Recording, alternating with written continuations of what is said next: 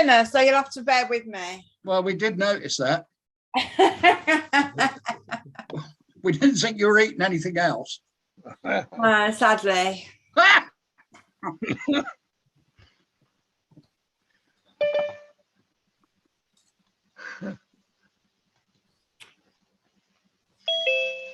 And I've got my pajamas on as well. Oh, that's all right. That helps. Yeah.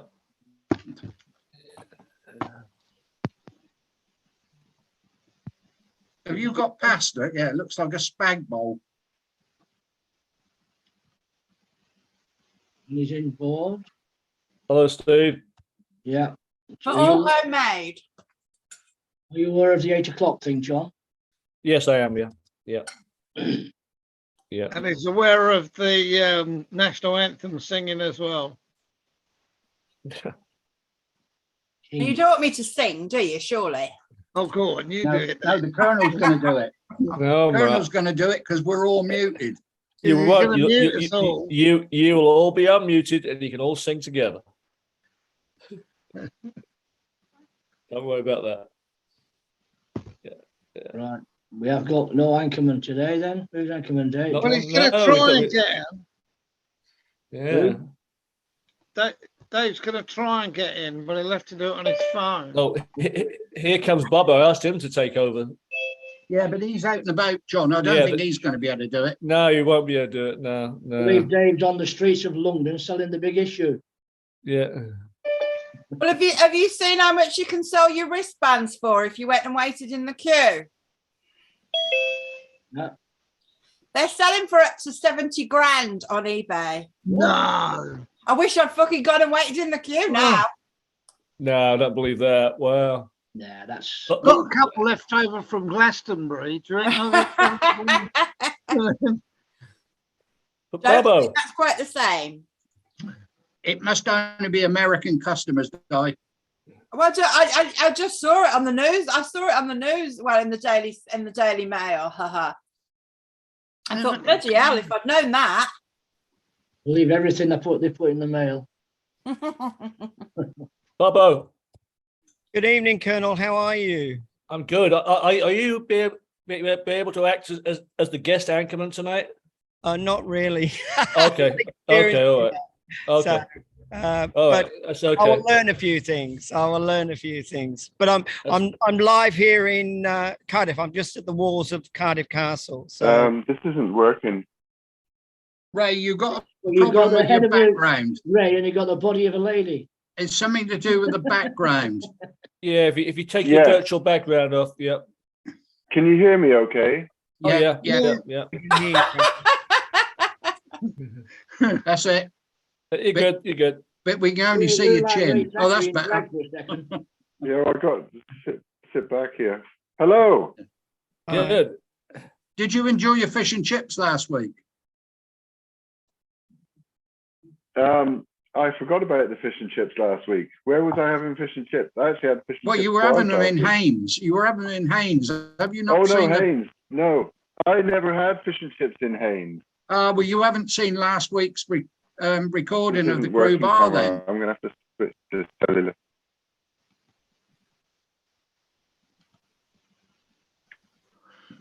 Minute silence at 8 o'clock. Yeah. Are we practicing? Yeah.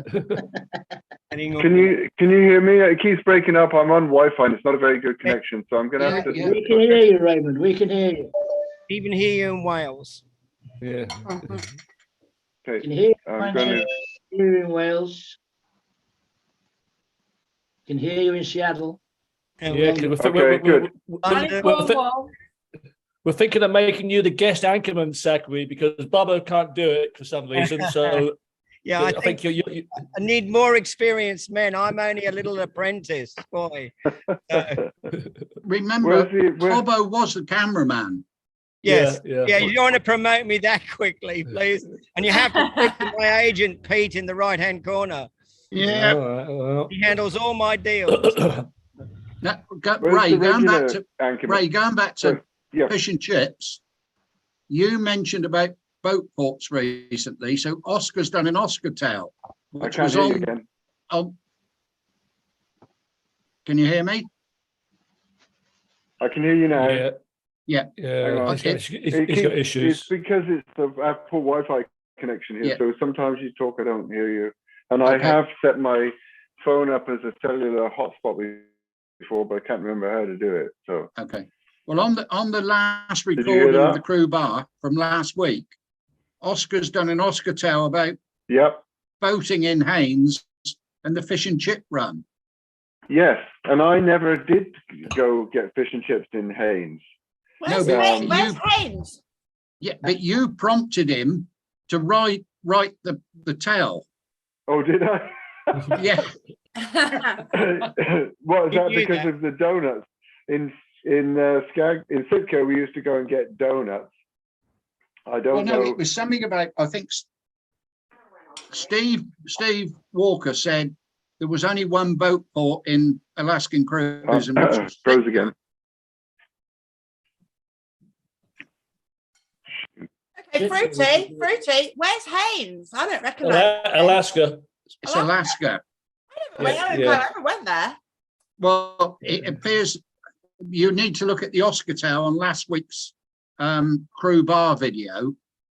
It appears they used to go there to pick up passengers who were doing an overland tour in Alaska. Oh, yeah. And it was a boat port, and they used to send 2 boats ashore, one to pick up the bloods and the other one the baggage. But someone was always designated to run up the road and get the fish and chips to take back for the bar staff. I definitely missed that place then. I don't remember that happening. It must have been before or not long after I became some princess. Well, I Oscar did, and so did Brendan. I never went to Haynes. I never went to Haynes on the Sun Princess either. I was on there seven seasons. John, it appears it used to anchor for a short time, send 2 boats ashore to pick the punters up and their baggage, who'd done this overland tour. Don't remember that. And then one of the boat party would have to run up the road and get the fish and chips and bring back for all the bar staff. I don't remember that. I remember when we used to have the students on there, and because I used to land them a food parcel, and they used to come on board, and they'd travel so far and then get off. And they used to come on board, and they'd allocate them a cabin so they could have a shower or something, because they was camping out there in Alaska somewhere. I can't remember where it was, but pretty whatever every cruise we were doing, we had these students, and we used to do this hamper up for them with fresh bread. I'll tell you what, were they from Johns Hopkins University? I think they might have been. I think so, yeah. That rings a bell. So, Yeah. John, did the chief baker have a shower in his cabin? I did, but it wasn't a communal one.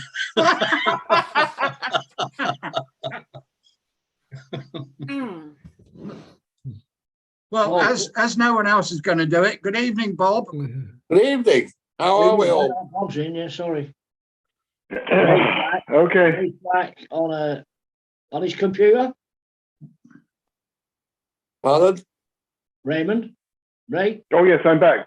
So I switched to cellular, so now I can hear you. And we were talking about Haynes. Well, we've moved on from that topic. Okay. Finish. Well then, but then I just have a couple quick things I want to say, because I missed 2 weeks in a row with reasons beyond my control. But I wanted to acknowledge Oscar for the great Oscar tale on rum, which is very interesting and very informative. It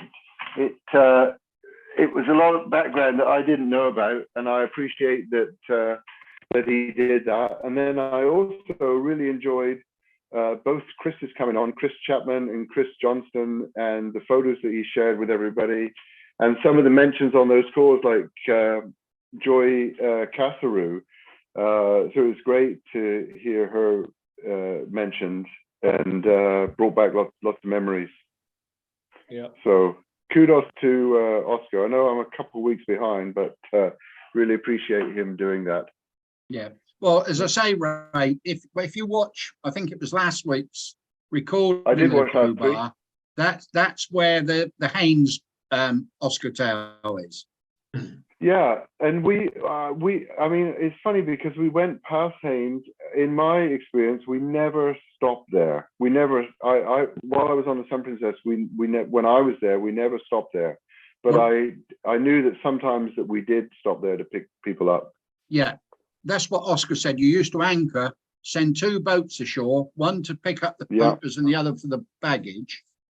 And one of the designated shore party used to have to leg it up the road to get the fish and chips. Yeah. And then bring it back on the baggage boat back. Yeah. And I'm he sure also if that was mentioned happening, the I'd only have put other an order in for the Hong Kong Hilton. I seem to remember that there was a special fish and chip night that they used to have on the Sun Princess sometimes, where they'd make fish and chips. And I can't remember exactly where it was, but it was they made fish and chips especially for certain elite members of the crew. Glacier Bay pour out thing. Oh yeah, that's right. Yeah. We'd bring rum toddies down to the back deck. Yeah, we'd have fish and chips on the back deck and big jugs of rum toddy. I've got a picture somewhere. We have rum toddies in the tea machines. That's right. Every cruise, somebody sponsored it. I've got a picture of that somewhere. I used to have to make it in this tea urn. I'll send it to you. John. I've got a picture of me standing next to the tea urn rum punch. Yeah. They used to have on Oriana. They used to have on a Sunday sometimes pub lunches in the Lead Nan's bar, and there would always be fish and chips on there, wouldn't it, Di? Yeah, I remember that. When I was allowed in the Leading Hands bar occasionally. Well, you used to come in there all the time. I think I wasn't allowed. on the Glacier Bay pour outs, like Rum Punch Day, we used to do something different every time. Sometimes I think we did a Cornish pasty, fish and chips, and there was a galley stew sometimes. I think every week we used to do something sort of different. I don't remember there being food, but I can remember the tea urn of rum, hot, and it was always hot like rum toddy. That's right, yeah. Stuart Bucock's Glacier Bay stew. Was it Stuart Bucock? Yeah. He used to go. It's the chef. I've got a. Just give me a second here. I've got a picture which I'm just going to take this off, right? Because I've got a picture of Phil Butcher, because the other time when we used to stop that Oscar mentioned was in Glacier Bay. And one time we stopped there and they put the lifeboat down and they made an announcement to the ships, to the passengers, saying that in Glacier Bay, the captain and the deputy captain, the chief engineer, always go out in the boat and have lunch alongside Marjorie Glacier. And the maitre d', which I think was Heggie, and Phil Butcher. I've got it on video, Ray. I've got it on video. Yeah. I've got a picture of Phil just before he went down. I've got a picture of the boat out there with them sitting. They had a table with a white tablecloth and flowers and champagne, and they had lunch alongside the glacier. It was Andy Hiscox, Ray. He was. Oh, was it Andy? Yeah.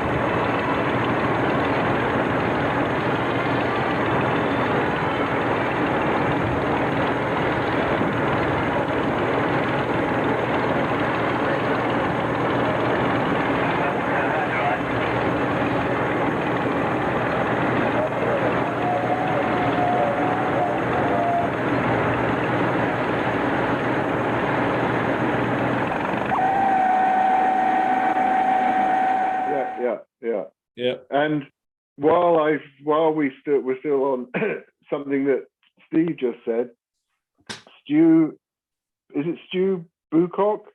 Yeah. Stuart Bucock, yeah. Stuart Bucock. Second chef. He, to this day,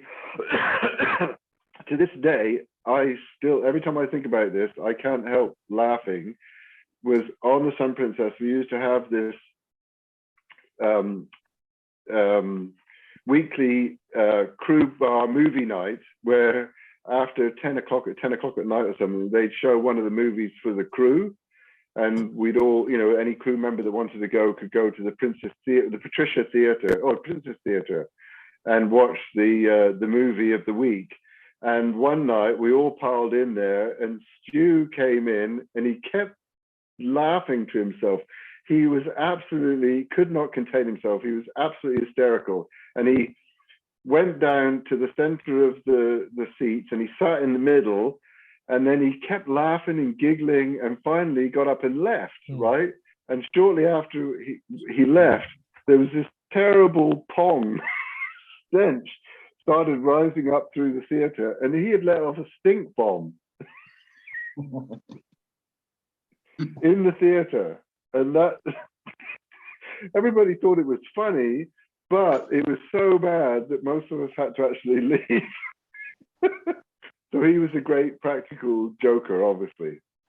Well, when he first came on board the Sun Princess, I think within the first cruise, the bar there where we'd made our own lounge, which basically the crew club had paid for it, and we'd done it all because initially that was just one big mess room and we had no relaxing area at all. And he came in and being thinking he was very smart and clever, say, "Oh, what's all this shit?" and wiped all the cans and all the glasses off the table. Well, I cleaned him. I tore him up for shithouse paper because we'd worked hard to get all that done, and he was a prick. I'm sorry, but that's my opinion of him.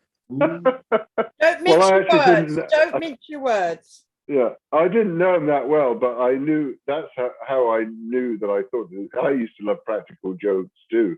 It was a practical joke and a practical joke, but that wasn't a joke. That wasn't a joke. No, I agree. Yeah. I must admit, when he'd had a few drinks, he could be a very funny guy. Not funny. Yeah, that's right. Yeah. Oh, odd. Funny odd. Yeah. Pain in the arse. It's called fruity. Yeah. I think I first with your barman. I think I first sailed with him on Canberra. He was either second or third chef. Oh, he's a chef. Okay. In the studio. Yeah. That is, of course, our sous chef, Mr. Stuart Bucock. Stuart, welcome to tonight's show. Welcome, John.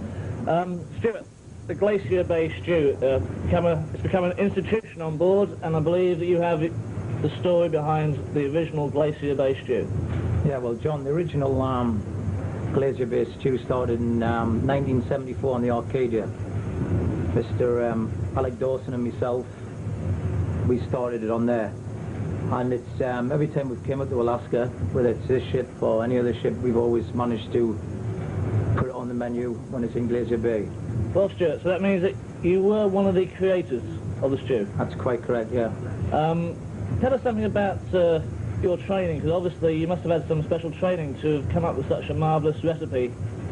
Yeah, well, I did my apprenticeship at Claridge's in London. I was there for 2 years. And was the Glacier Bay stew on the menu at Claridge's? No, it wasn't even heard of then. It wasn't even heard of. And then I was at Quaglino's, another restaurant in the West End of London. I was there for 2 years. And eventually I joined P&O. Yeah, a lot of people have asked me that they've said that when we leave Alaska... Hey, that's enough of that one. Let's move on. Yeah. Agreed, yeah. What's anybody planning tomorrow? Are you all going to be watching the big event tomorrow? For 3 o'clock in the morning, Steve, yeah. Yeah. What's the big event? What's the big event? Oh, come on, man. Yeah. Where are you? In the outback of Canada or something? Yeah, I'm in the outback of Canada. Yeah. What is but it? I have no idea. He hasn't got a Queen's TV, funeral, has he? Ariel. He hasn't got a You TV, serious, so he right? doesn't know. Do you know who's No. died? Oh, I know the Queen has died, yeah. It's a funeral tomorrow. It's a funeral. Oh, it's a funeral tomorrow. Oh, We've all okay. been invited. To be honest, I think I'm the not- amount of TV coverage over the last 2 weeks, I'm sort of like, can we get on with it now, lads? Yeah. She's nearly there, though. She's nearly there. Yeah. One more day, guy. Moments. I know it's getting a bit much now, isn't it? A moment in history. It isn't a moment though. It's 2 weeks, solid. Yeah, but she's No. done 70 years, No. dear. 70 years she's done. Yeah. At least we 10 can days. have What's I 10 totally days? get all that, but Yeah. it just in a way seems like each TV channel is trying to outdo the other in how they can go on about it. Well, don't watch them all. Just I'm watch not. one. I've stopped. There's plenty of channels I've to seen watch. about 4 or 5 days, and then I Are you thought, glad you've not got TV, Ray? No, I don't have TV. I haven't had TV practically my whole life. I've lived in Canada for 30 years and we've never had TV. We have a TV and it's in the basement, and my daughter watches it occasionally, and you can get Netflix on it and whatever other streaming channels she watches her movies on. But no, we don't watch TV. But I've heard, because I've had other people complaining, that there's nothing on TV right now except how many channels we got? The ceremony about the Queens. How many channels we got? I've got 130 odd here where I am, and there's only 3 of them have the continual thing with. Yeah, actually, I don't really watch telly. Just occasionally, I think I'll put it on, and it's like, I think for the first 3 or 4 days, I thought the whole thing was amazing, and then I'm like, they were all starting to try. It was like the reporters were trying to be the best at being honourable to the Queen. It was like they were all trying to outdo each other. I'll be honest. I've only watched it on BBC. I haven't bothered to watch or BBC News channel. It's my TV. I'd rather watch that any day. Yeah, you're right. It has got sort of boring, but at the end of the day, as someone, as John rightly said, she served for 70 years. What's 10 days? In 1952, when the King died, and I can remember that, we didn't have televisions then like we have now. We had radio, and all programs ceased. They were just playing solemn music for the whole time. So it's a lot different now. Yeah. I tell you what, though, I've got to give respect to David Beckham. Yes. I agree with you there. Yeah. For standing in the queue for 12 hours, he wasn't going to.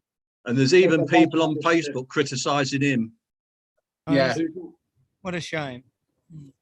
He Just stood imagine though, standing in the queue and turning around and it was David Beckham. I'd be like, your knickers would be off straight away, girl. They would have. You're right. There was some discussion last week on that picture that Colin put up. The champagne punch, which is what we used to serve at the captain's cocktail parties, was actually orange juice, pineapple juice, grenadine, and a splash of sparkling wine. and the bloke behind Pat Reed, like you were trying to remember his name. There was one guy on the left in the picture, which I remember, but I cannot remember his name. You remember Miles? I've got the name, Miles. Hang on a sec, guys. Hang on a sec. I got to take my background off because I got a special phone call just coming in from Westminster.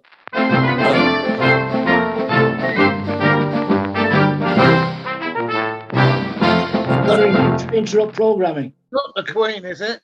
Okay, Dave. Queen. Come on, let me out. Let me out. Hey, Dave. Well done. Just to let you know, we're on Parliament Square, and obviously Big Ben's in the background, and helicopters flying over. Police are really helpful, and apparently I'm going to go to Charing Cross Station because there might be trains to stay on overnight, and then I'll be back here first thing in the morning. But just wanted to let you know all is good, and don't forget 8 o'clock. Yeah, 8 o'clock. Yes. I'm just asking, Dave, if you're doing this, why can't you come onto the crew bar? Good to see you. Hello, Bobo. I can see you there. Got the matching hats on. Well done. Have you tried Zoom? Have you tried Zoom, Dave? Say that again, Johnny. Have you tried coming on the Zoom? Oh, right. Hang on. I tried. Yes, I tried. Sorry. No joy. No joy. Okay. All right. Take care for now. Okay, Dave.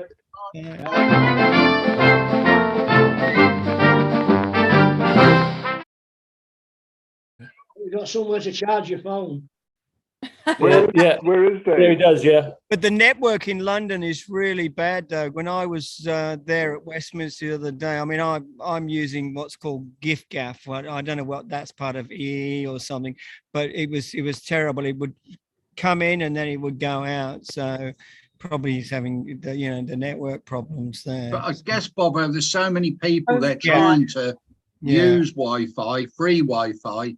Yeah. that it's just not going to be able to cope. There'll be millions of people. I mean, London the other day when I was at Westminster there, when the coffin came to Westminster, oh boy, it was busy. I couldn't get any further into to Westminster to get a good view. But the people were nice. It's an interesting atmosphere there.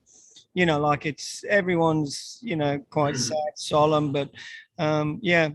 Anyway, very sad moments. Anyway. Yeah. Right. Is Can I anyone just Yes, he's Can I just just said ask- that to me. He just said, unfortunately, he can't make it tonight. He's otherwise engaged. Missed his Saturday night out due to the debacle in London, so having to make up for it tonight. Good to catch up with you all. Going to catch up with you all next week. Who's that, Who Jim? was that, Pete? Yeah, Gizzy. Is Oh, he? No, Gizzy. he's not. He's sat in He's a what? corner. He's sat in a corner weeping. We had a great day yesterday, actually, me and Gizzy. Yeah. It was really good.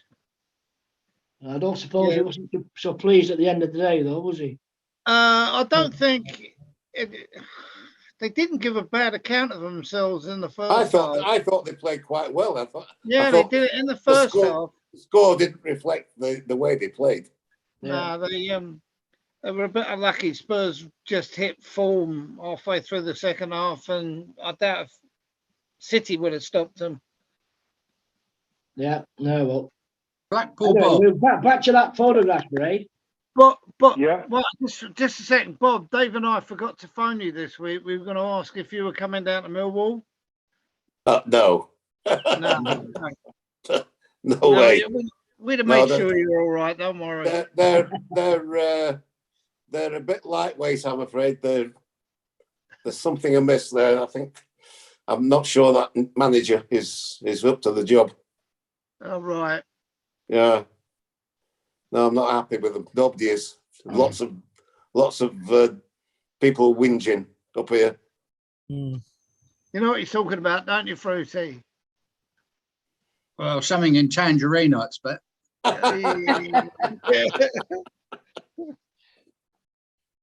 actually, Bob, I saw Dave Dudley last weekend. Oh, I was going to ask you about that. Yeah. He can't remember which ship you first sailed on together. It's all sober. Well, he did mention also, but he's losing. He's not very well, actually. Really? And he couldn't remember. Yeah, we were both bellboys. Yeah, he on could the all sober. remember that, but he couldn't remember which ship. So it was definitely all sober. Yeah. Right. Because didn't you say you shared a cabin? Well, there was about 10 of us in the cabin. Yeah. Yeah. Yeah. First up, So you were saying, Steve? Dave was you were one. saying? Right. Let's get back to that. The photograph last week, the guy we couldn't think of the name was, his name was Miles. Right. Yeah, Do you Miles. remember him, Miles? Yeah, I do. And then to his right was behind Pat Reed was Mike, but I can't think of his last name. The bellboy. He used to be a bellboy. Yeah, but the guy, not Miles, but the other guy there was Mike. He came on about the same time as Tim Sloper, and I kind of get them mixed up sometimes, but I can't remember his last name. No. And you guys remind me of Jim McGrath, we called Dad. Yeah. He was he was quite a character too. He was there when I very first got there. And then there was something else that came up. Oh, Kevin, the caveman was on that call too. And the caveman, Kevin, was on the call, and he said that he'd actually spent some time in the UK, and he said he lived in. Well, he reminded me that he was at Dave Hall's wedding, which was another story. But he also said he lived in Weymouth for 2 years, and my grandfather and grandmother also lived in Weymouth, and I used to go and visit them quite regularly. So it's funny to me that the caveman actually was in Weymouth when I was back in the UK on leave. I had no idea. So you know, yeah, it would have been great to have seen him in the UK. Yeah, well, you know we married, don't you? No, I don't. Now, she used to be PRS, didn't she, on the Sun? Somebody help me out here. Somebody help me out. No? No? I can't think of her name now. Dave will know. We'll ask Dave next week. We'll ask Dave next week. Right. Yeah. She was a And PRS also, on the Sun. somebody brought up Simon Lander, and they were wondering if he was on the Sun Princess. I think it was Gizzy, because there's a picture. I tried to put the background picture up, which has a picture of Simon Lander, but Simon Lander was on the Royal. I joined the Royal in '86, and he was there then, and Phil Butcher was on the Royal then as well. And there were quite a few. Vince Grealish was on the Royal when I joined there. Shall I tell you something naughty about the Royal? Yes. Please do. Well, I went down to the when it was in Southampton before it was launched. The day before it was all, I think it was the day that she was there launching it. And we all went on, and I was with this guy, and we christened one of the cabins. Oh, hey, I christened one of the cabins too. We felt it should be done. I met my wife on the Royal. We've been, well, yeah, but we were the first people in one of the cabins. It was one of the big posh cabins. And somebody did try and come in, but I'd locked the door. Right. I hope it wasn't the Queen.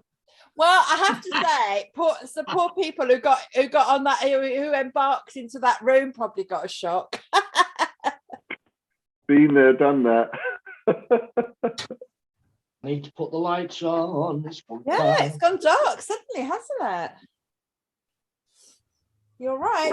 My wife, who's in the background listening, she has a very mischievous sense of humor, and I am very sort of proper when it comes to work. And when we were on the Sea Princess, I think it was the Sea Princess, we came out of the late night lounge one night. It was like 1 o'clock in the morning, and she was a assistant purser, and I was the bar manager. And as we hit, there was a long corridor, which was all the suites were on. It was quite long. And as we came into the corridor after coming out of the lounge, she took off down the corridor, knocking on every door as she went down the corridor.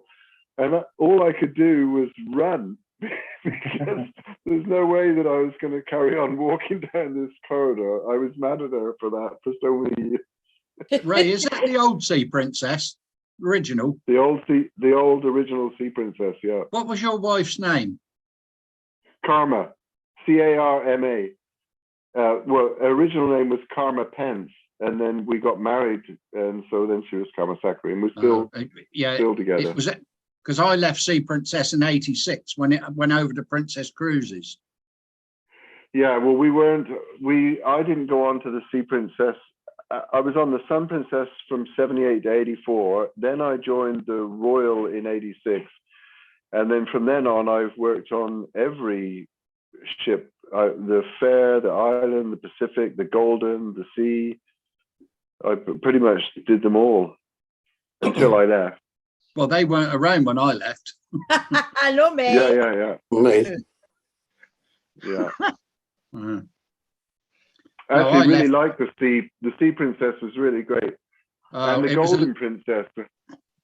Sea Princess was a lovely little ship, very happy ship. Yeah, yeah. Well, you were on there, Pete, weren't you? Start maiden voyage. Dave Inge was on there. I was on there. I did Sea Princess. Yeah.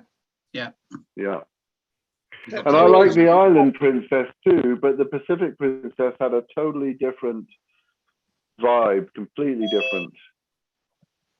Of course, the thing is with Sea Princess, it was run P&O style, not Princess Cruises, Ray. Yeah. You know, And also, when we first went there. It was only after 86, November 86, when it went over to the Princess Cruises fleet that it changed. How long was it? How long was it with Princess Cruises? Because it came back to P&O afterwards, didn't it? Yeah, it came back as Victoria, but well, as I say, I'd gone by then. right. I don't think it was there that long. No. Good evening, Ollie. I don't know. Hello. Do you guys? Hello. Hello, hey Ollie. Do you Hiya. guys know? My wife sent me a link yesterday. There's a new Sun Princess coming out in 2024. Yeah. Yeah, I saw that way. Yeah, Is that the third Yeah. one? yeah. The third Sun Princess. Yeah. Which should be I was the thinking biggest, it might be a great opportunity for a reunion Yeah. to go on that.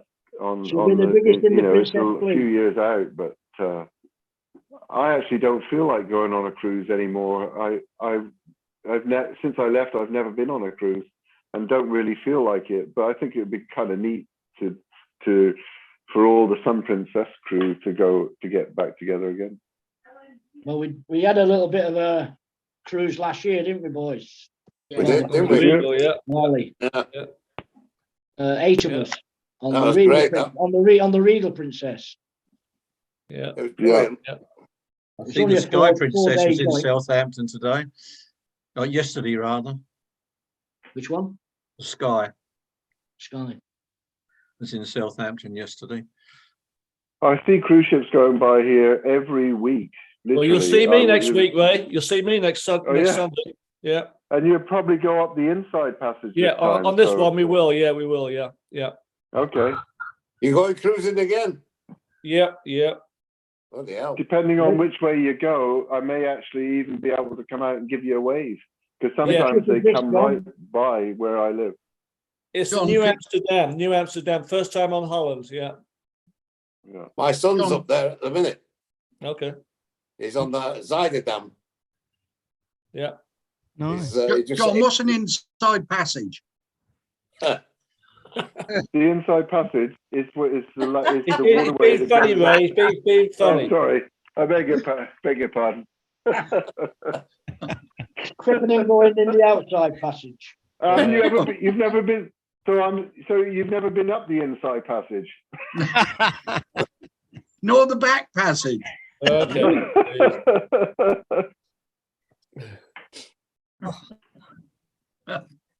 Oh, well. Well, that's the conversation stopper. Yeah, Right, that's so- all that one. So how many of you Yeah. forgot it was Phil's birthday yesterday? Oh, was No. it? No, I forgot. I didn't know. Yeah. I saw it on Facebook. I've not been opening Facebook up so much lately, and I've also got it noted on my other laptop. I've got two here. I don't very often open the other one, so I've missed a couple of Yeah. birthdays and anniversaries actually. No, I Yesterday, spoke to him yesterday, yesterday. yesterday. He's all right. He's okay. I spoke Yeah. to him yesterday. What is he now? 83? No, I think he's 81. 81. Oh yeah, 81. Yeah, he's about a year older than me. Yeah, yeah. I want to get him on the one day he was on just for a brief time. I didn't really get to talk to him, but we used to have the most outrageous conversations at the bar, and he was always getting me into trouble, and he'd say these outrageous things. I want to remind him about those because they were so funny, and there was times when I had to take champagne and give them to passengers because they said such terrible things. They thought they'd offended these passengers that they wanted me to take them champagne the next day and apologize and things like this. Especially Phil and Peter Croucher. They were terrible together. And Phil and Chris. The worst one I sailed with for that was Ted Gantley. The Scouser. Do you remember him, Fruity? Yeah. I mean, I'd be serving drinks and he'd come up and sort of in a very, very loud stage whisper, "Did I leave my socks in your cabin last night?" And he'd just do things like that all the time. And then we sailed from San Fran and there was two big fat women sat in the corner. And I just sort of said to Ted, I said, "Have you got them two fat women's orders?" And he went, no. And I went over, hi, ladies, how you doing? Just joined us, blah, blah, blah. And Ted just walked up behind and said, well, you weren't calling them that a moment ago. Why don't you tell them what you just called them? And the one night, he got these other Scouse passengers. I was in the princess room to come up for the midnight buffet. And we didn't have a midnight buffet that night. And these Scouse passengers were getting really, really sort of like really wound up. We missed dinner and there's supposed to be a buffet. And like, where's the buffet? And Ted had completely set this up. And the next thing, I'm walking down they've actually sent me to the pursers to find out where the fucking midnight buffet is. And just before I got knocking on the purser's cabin at midnight, Ted's just jumped out of the thing and went, ha ha, I got you. And he used to do things like that to me all the time. He was a nightmare, but he was such a lovely guy. I loved him. He was a good guy, yeah. We ought to get him on here. He'd crack up. Is he still alive? Yeah, he is. Is he? Wow. Yeah, because he came to a couple of reunions. Yeah, actually, I think he did. came He was to in one of the Southampton. He was in one of the Southampton ones, wasn't he? When we ended up he came down with Jimmy the Chippy. Jimmy Campbell. Yeah, he came down with Jimmy Campbell. Yeah. I think Jimmy Campbell's gone. Yes, Yes, he he did. has. A Yeah. couple of years ago, I think now, wasn't it? Yeah, He- Ted's still around as far as I know. I'll message him. Yeah. Jimmy Campbell was a French polisher. No one knew what he did. No one knew what he did. He had to come and mend my loo one day before inspection, not my loo, my sink, because I'd peed in the night and sat on it too heavily. It just fell off the wall. I've had to go running up there before inspections to say, can somebody come and put my sink back on the wall? Because where we were, where the toilets were, was bloody miles away. None of this ensuite stuff.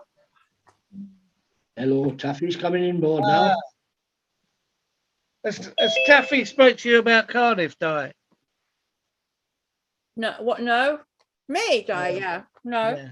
No. The hat's on. Actually, Leggy phoned me about Cardiff today. Hello, Taffy. Leggy. Yeah. What did he say?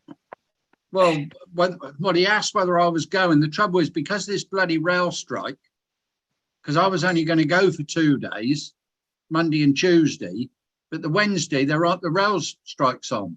Yeah. Yeah, the 5th. When Yeah. is it? I'm now going in the car now. I was going to go on the train, but I'm now going in the car. Well, there's no way I'm driving, but no. Taffy, did you hear that? Leggy rang me today. Yes, he phoned me. I sent him all the details.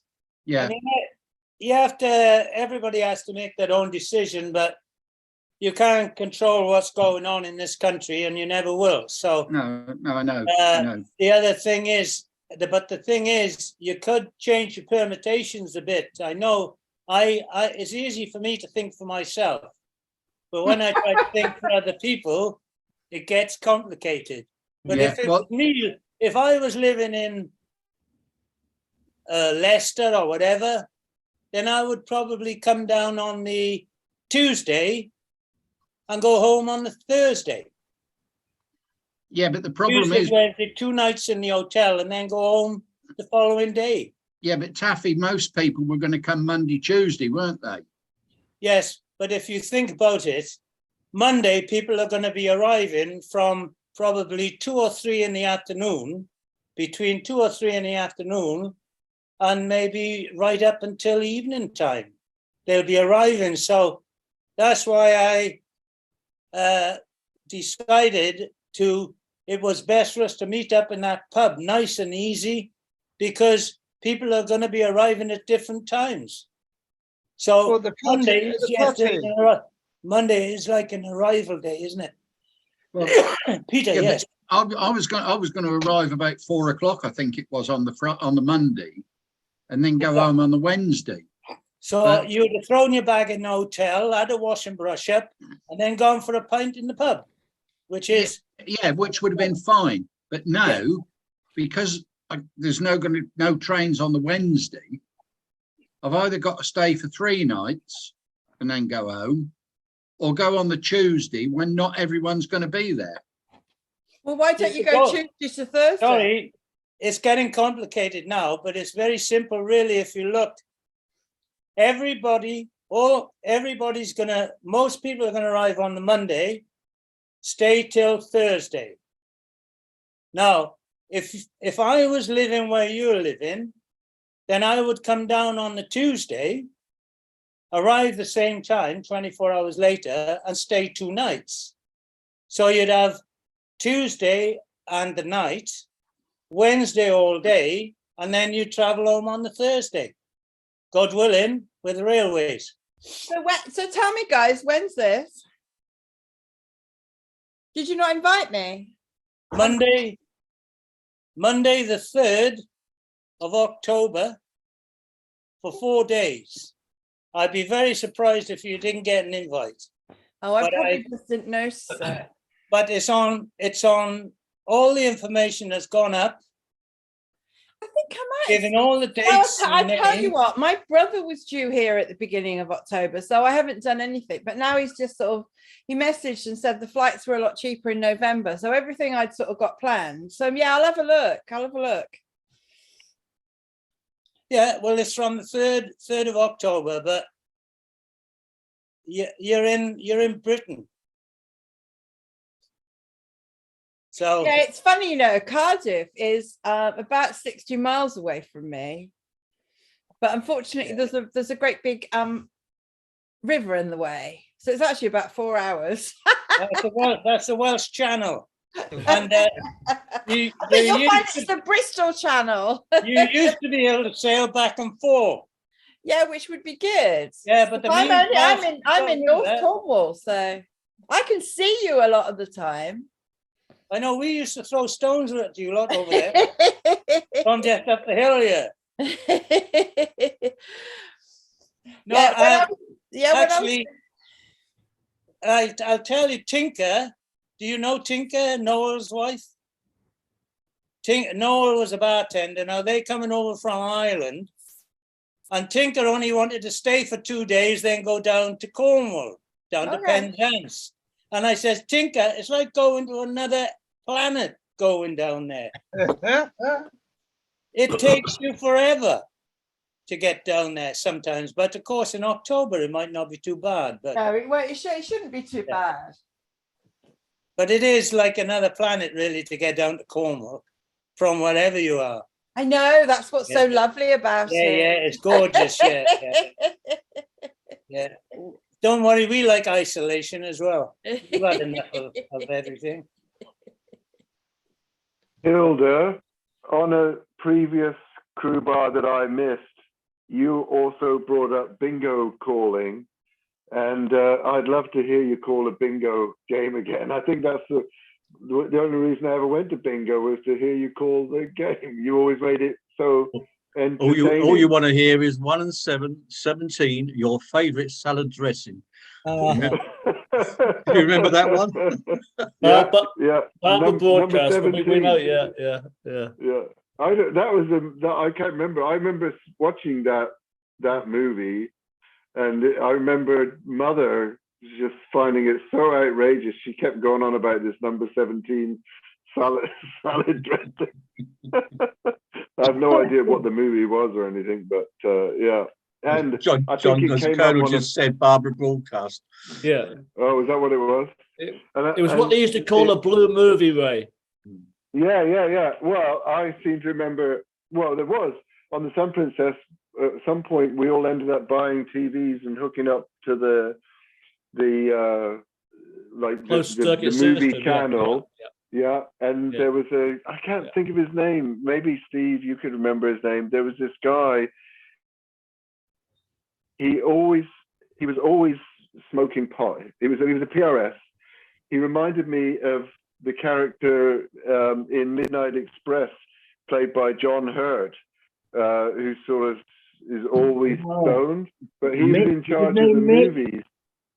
Mick from North Do Wales. you remember him? His name Yeah, Mick. I think he was Welsh. Mick. But he Mick, was in charge of putting the movies on because he would just kind of be in his cabin all the time, and you go and see him. And I can't remember. I think it was a room behind the crew bar or somewhere where the movies were kept. But This is Some there was Princess. pretty soon. Some Princess, yeah. Pretty It was soon in the there was- wardroom. I used to change the movies and do that. Oh, did you? Yeah, it was up That- in the that- that's wardroom. where Yeah, we, it's definitely- that's where we did the Channel 4 news from every Yeah. week. Yeah. Yeah, but eventually there seemed to be porn movies on all the time, even in the crew mess. And I remember that they had some sort of special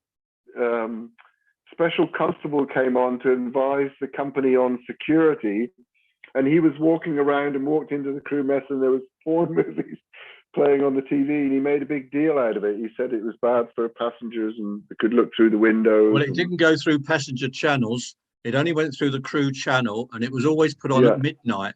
But once they didn't, there was one of the ordinary movies they couldn't supply. This was from Vancouver. I used to get half a dozen every cruise.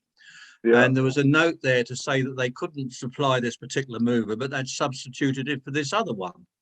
Didn't say it was a porn movie, and the name of it didn't indicate that it was a porn movie. So I think it was the Monday or the Sunday, I think it was, when the first movies went out. And they used to start at 6 o'clock. Well, this one went on at 6 o'clock, and I had no idea what it was. It was just a name to me, and it didn't indicate it was a porn one. Anyway, I go and put this movie on. Not long afterwards, I'm in the baker shop, and one of the shop girls come out. If you must put these movies on, put them on late at night. We don't want to see them while we're having our meal. And of course, this had turned out to be a porn movie. So I had to fly up quick and take it off and put something else on. But while I was there, that was the only time that ever happened. The rest of it was always at midnight. And that was the agreement with the captain that allowed us to put them on. Yeah. That could be the same night because I was in the mess eating my supper when it came on. It was a Sunday night and we'd have been at sea. Yeah. Too funny. That was 6 o'clock in the evening, or that was the first one to go on, and the first movie I was showing of that batch I had, and I didn't know what it was. Of course, I had to change the whole system then because it was programmed to come on pretty well every day at different times. So, and I ended up with 2 porn movies that cruise, which I didn't want. Well, maybe you didn't. Anyway, Just to let everyone know that Macca sends his regards. Okay. He's on his way. Yeah, they're back home, but he's on his way to the airport. I think he's doing a pickup. Right. Okay. you also used to do a hell of a job on quiz night as well.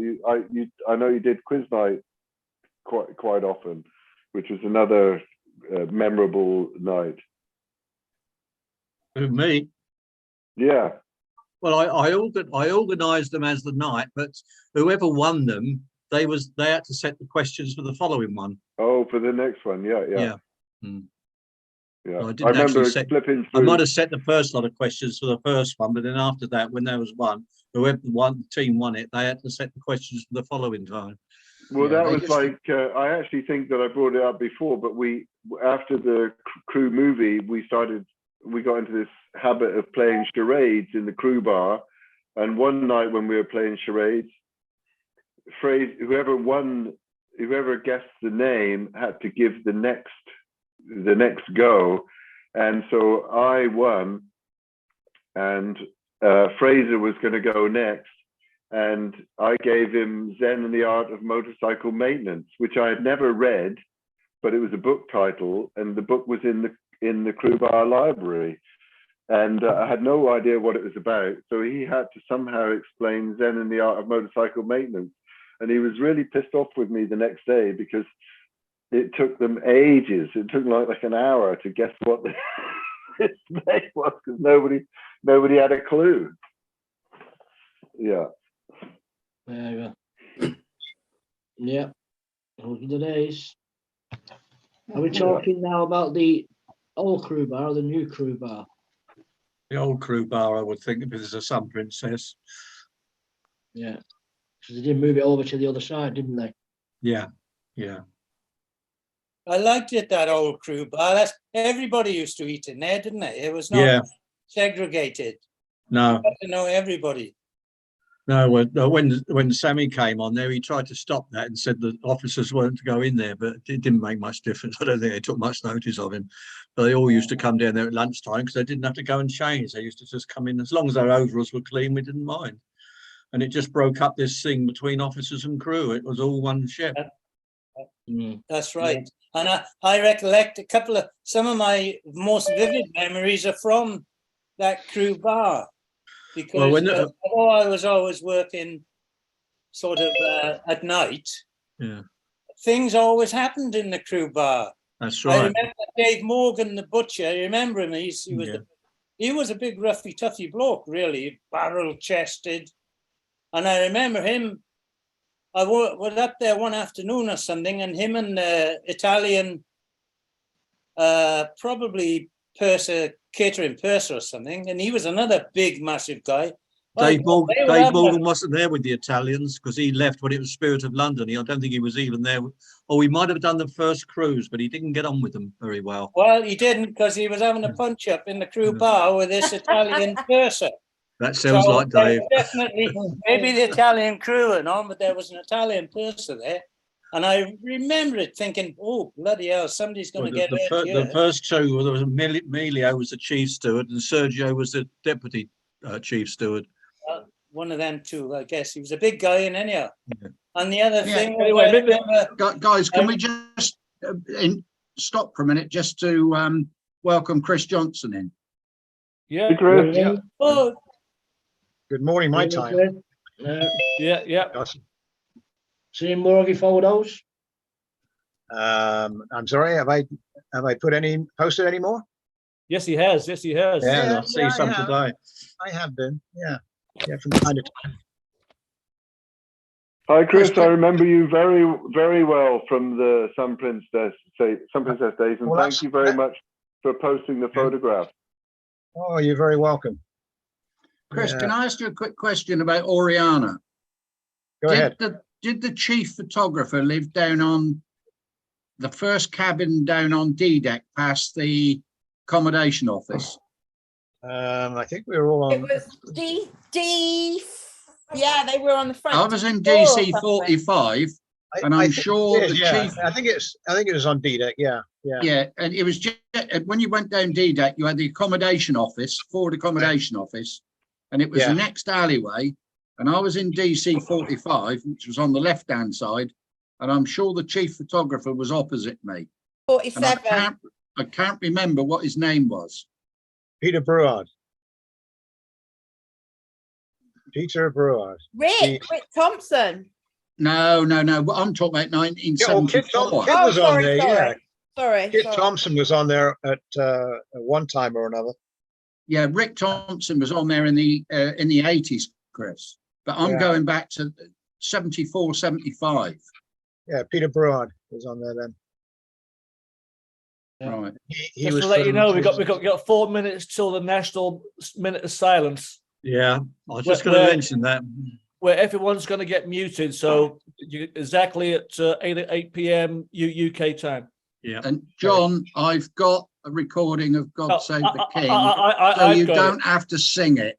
No, I'm in charge of that, Foodie. I've got it. No falling out now, girls. Yeah. I got it set to go. So Ray, what did you do on the ship? Well, I think you said you were there you were in 74 to 80 or 76 to 80. No, I was on the Oriana or the Sun Princess. Sun Princess. 78 to 80. Yeah, 78 to 80. So I joined in March 1978 as a bellboy, and I did 2 trips as a bellboy, and then I was a PRS. Okay, yeah, I joined in January 78, and I was on there till September 80. Yeah, the last season. Yeah. So that's where I remember you from. Yeah. I might even have a picture of you somewhere because I used to take quite a lot of pictures and stuff too. Yeah. He's probably got a picture of you somewhere, right? Yeah, I bet you do, for sure. Got a picture of everybody. Yeah. Well, I think you posted or no, it was Brendan that posted that. Brendan posted a picture of me at a party with Simon Lander and Vince Grealish. And I can't remember the girl's name that's in the picture, but I remember that night just like yesterday. I actually remember having the photo taken. It was a crew party on the Royal. Yeah. On the Royal Princess, Yeah. Well, Johnny, it's The coming picture's up. worth 1,000 words, that's for sure. Yeah, I worked very briefly on the Island Princess in 80 as well, in 81. Okay, yeah. Just did one trip from LA to San Juan and then San Juan back to LA. So 1 month. Yeah, yeah. So, It Chris, was in March when Reagan was shot, when I was on there. So, Chris, were you on Oriana 74, 75? Yes. He was. Yeah. Yes. I'm pretty sure I remember you. I joined there in February 74 in Aussie for the last Aussie cruise. Yeah, I was on there. I was on there. Yeah. I remember your name. One. You know, I mean, if I could see what you looked like way back there. You know? Well, if you look, you behind.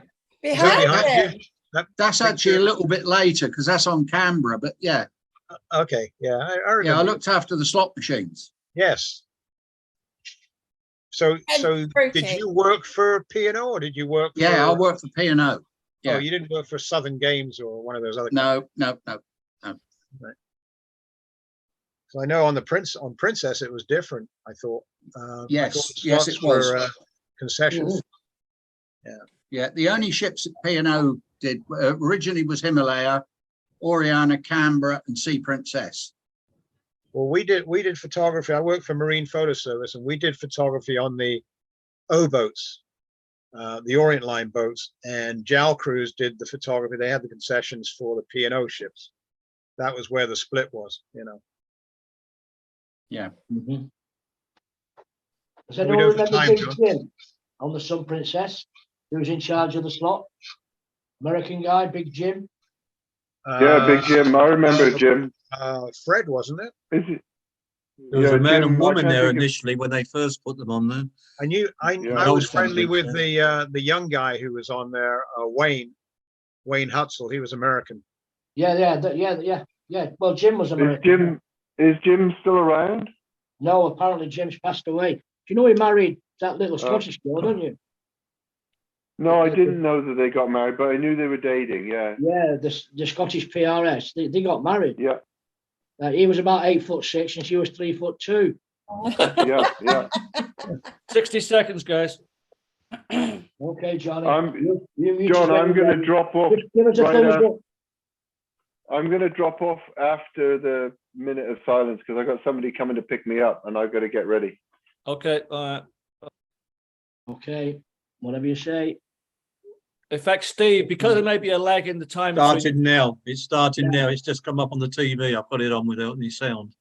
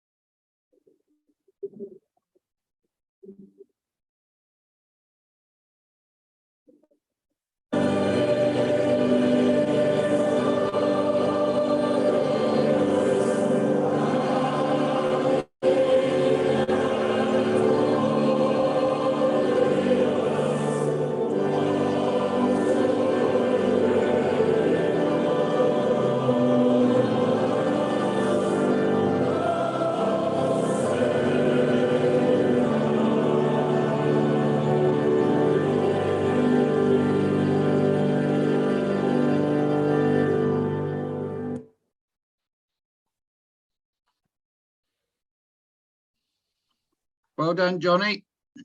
Was the timing good? Yeah. Good. Yeah. Spot on, mate. Spot Okay, on. good. Anyway, so Foodie, we're probably going to be calling it a day in the crew bar soon because everyone's like emotional and that. So you think we should just put the traffic lights up? Yeah. Give me a minute. Yeah.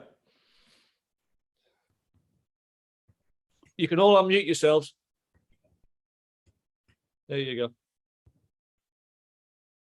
Right. Okay. Well, it's been good to see everyone tonight. Sadly, there's not been that many in, but it's been good to see everyone anyhow. Yeah. And John, thank you for playing God Save the King. And I'm sure everyone will be watching it tomorrow on the TV. Yeah. You know, it's a very sad time for all of us, and because none of us have known anyone else but the Queen. So you know, but God save the King, and we'll see you next week. Okay, everybody. Well, you know, you give Chris about 3 minutes. Cheers, guys. Bye. Bye, everyone. Bye. Bye. Bye. Bye.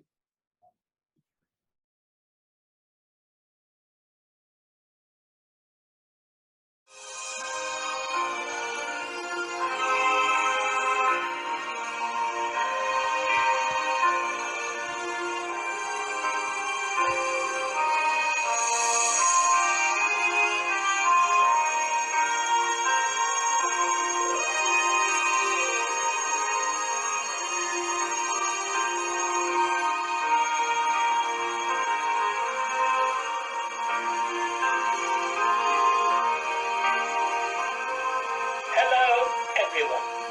This is Oscar from Ollie's Pocket with Oscar Tales. Oscar's Bicycle Tale, the remake. Previous to my first bike, I had gone through, since my birth, a blue pedal car, a tricycle, 2 scooters, and 2 skates. My first brush with a bicycle came when an older boy taught me how to ride by running behind and holding onto the saddle. One day, he simply let go without my knowledge, and I was off for a life of riding bikes. I then started a campaign on my parents to get my own bike. And the plan was this. Mum, Dad, I know a way to save money. This got their interest. If you buy me a bike, then I can ride to school, and then you will not have to pay bus fare every week. The plan worked, and I got my bike. It was a second-hand bike, rather battered, very old, 1940s or pre-war boys' bike, in a drab brown colour, and it had no gears, but it was mine. And I squeaked along on my little rally bike for years. At Christmas, 3 years later, my younger brother made known to Santa that he wanted a bicycle for Christmas. A bicycle appeared under the Christmas tree on Christmas morning, addressed to my brother. It was a brand new Triumph Palm Beach, and it had 3-speed Sturmey Archer gears and a shiny silver bell. I kept looking for a second one to be produced for me. Well, after all, I'd saved them oodles of money on my daily rides to school and no bus fare to provide. But it was not to be, and I had another Christmas gift instead. I started a campaign to get myself a Palm Beach bike for my birthday in February. And my relentless squawks about my clapped-out old bike, which I had outgrown, worked. For on my birthday morning, I was presented with a Palm Beach bike of my own, with 3-speed gears and scratched red paintwork. Wait a minute, did I see scratched paintwork? Yes, it was second-hand, and not the new one like my brother had. Now at secondary school, I took my cycle proficiency test with the police and got my my badge to enable me to cycle to school and park in the bike sheds. My father, the headmaster of Stockton Grammar School, was an astute man and called his two sons together to tell them he was raising their pocket money to £0.50 a week. I smelt a rat. Why would he raise our pocket money and buy us bikes? He told us we would never get bus fare for him again, so if we rode to school, our pocket money could be spent as we pleased. But as the bus fare was £0.50 a week, we could spend it on that if we choose to. Of course, we never caught the bus again, come rain, shine, snow, blizzard, ice or gale. What a diabolical, clever man. In 1963, I joined P&O Orient Line as a bellboy, and biking was only at home on leave. So it was not until I joined Spirit of London in 1974 that I got my first on-board ship bike. It was a blue Peugeot fold up with 5 gears, a pannier and a silver chrome bell. It lived outside my cabin, Fountain Court, so named after the water fountain outside. There was little space there it fitted in. I only had that bike 3 years, and it was stolen outside a shop, chained to a railing with a padlock. The police said they used bolt cutters, threw it in the pickup, and sped off, all in 10 seconds. My next bike was a Rally 10-speed racer with drop handlebars. It was a beautiful machine, and I brought a silver chrome pannier, blue saddlebags, front and back lights, and mudguards. It was silver in colour, and I had it for many years, and transferred it both to Island and Pacific Princess in later years. To stop it being stolen, I bought a lock of interlocking steel bars with a recessed lock with a special type of key. I used to land my bike in Mazatlan on my last trip to Acapulco or LA and take it to my apartment near the seafront to be able to ride it on leave. Then I will put it back on board just before I rejoined on my next trip on the ship.